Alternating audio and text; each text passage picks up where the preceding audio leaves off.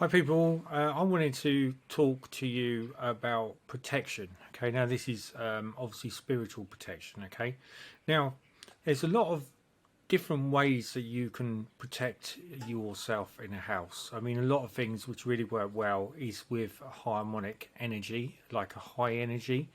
And you can use tincture bells. Tincture bells are like two bells which you ping together. And this is really good actually for centering and rebalancing your chakras inside your body.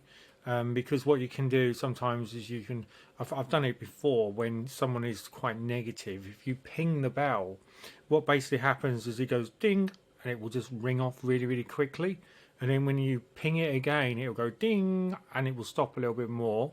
And then if you ping it again, it'll go ding and then slowly it will start to burn itself out. The other thing you can use is singing bowls, and you can get different chakra bowls which give off a different sound. And I love playing with these. Okay, I think these are really great, and they're very good for clearing the air. You can almost see like the atmosphere is quite cloudy sometimes, right? And that's why if you use a singing bell or tincture, you'll find that the actual room starts to go clearer. Well, this is what I see anyway. It's the same as incense sticks. Incense sticks are very good because they create quite a good aroma. Now there's a lot of people that use sage, okay, and they use sage to clean houses, but one of the categorically mistakes that you could easily make is not to leave a door open while you're doing it. Now when I lived in one of my older houses, I remember going through the process of using sage, and I was going around all the rooms, and so as I went around the rooms I could see like shadows moving from room to room, and they always seem to end up trying to be the last place, which is in the bathroom. I don't know if it's something to do with the water source, because water is an element, so it could be the energy. But normally what I try and do is I sage everywhere, including the loft, okay, because the loft is also another good place that a lot of people miss out on. Same as in cupboards, but you just got to be careful you don't set light to your house while you're doing it. And then obviously leave the door open, and you hopefully you'll see something that will whiz out the door quite quickly. And that brings you on to like a different traditions, isn't it, where we have like Christmas. And on Christmas, New Year's Eve, you're supposed to leave the door open to allow the bad year out and allow the new year in, or the old year out and allow the new year in. So, there's lots and lots of different things which you can actually put into action there. The other thing which you can use now, just going back to Zen, right, where people in China, they seem to believe, and a lot of people do, including myself, that dark energy spirits can only move in one straight line.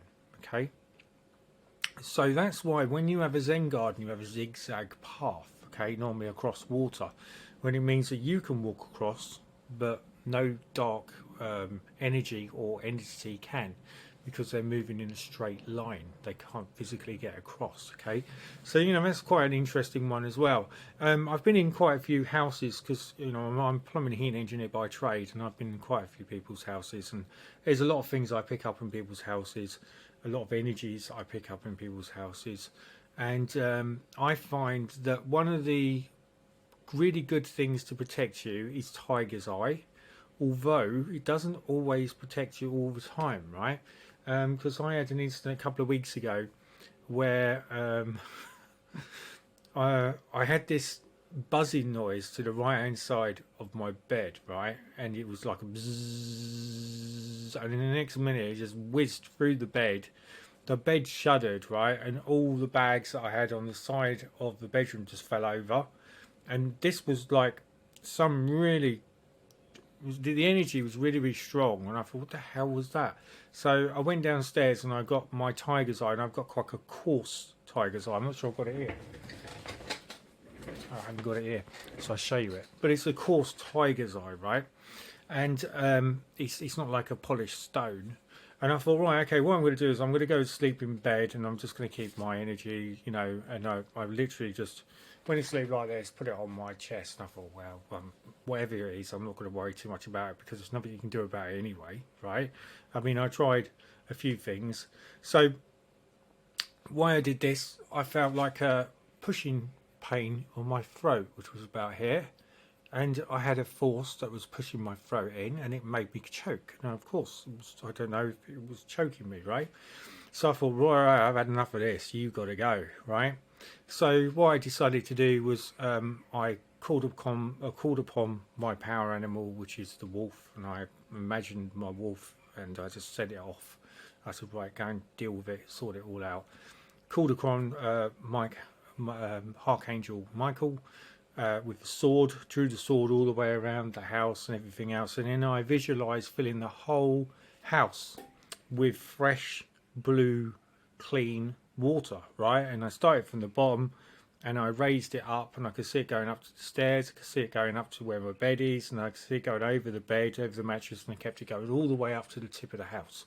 And I thought, right, if there's anything that's negative in here, you need to go right now. Ask my guides and inspirers, push whatever is in here, it's not supposed to be here, it needs to go right now. And that successfully gave me probably 2 or 3 days good night's kip. Okay, so it's very important that if you are sensitive, psychic, totally mad in the head, to make sure that you clear your room and make sure you clear the energies.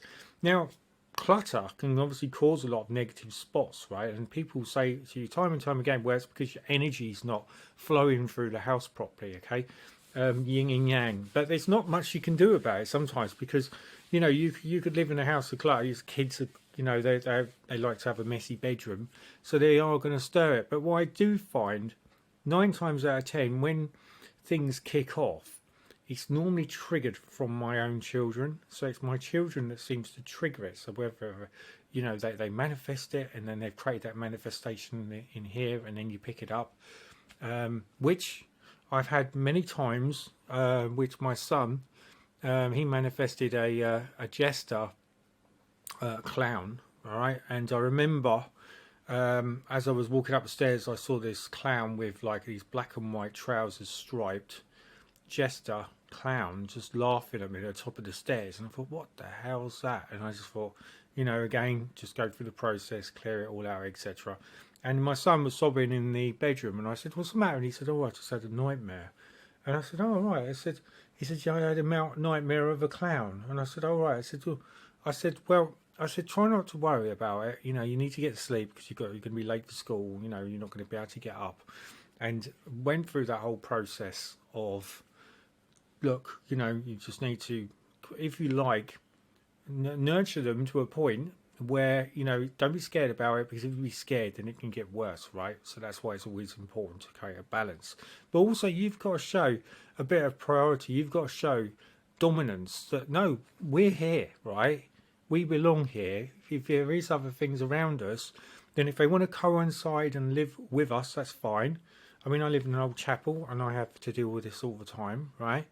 As long as they're not crossing any boundaries, then it's not really an issue as far as I'm concerned, because there are a lot of energies, a lot of things that you can't explain, and it's best to live with it than it is to drive yourself mad and try to get to a point where you think, oh my god, what was that noise, and all this lot and the other, so what I would be advised to do is go down the route of getting some amethyst.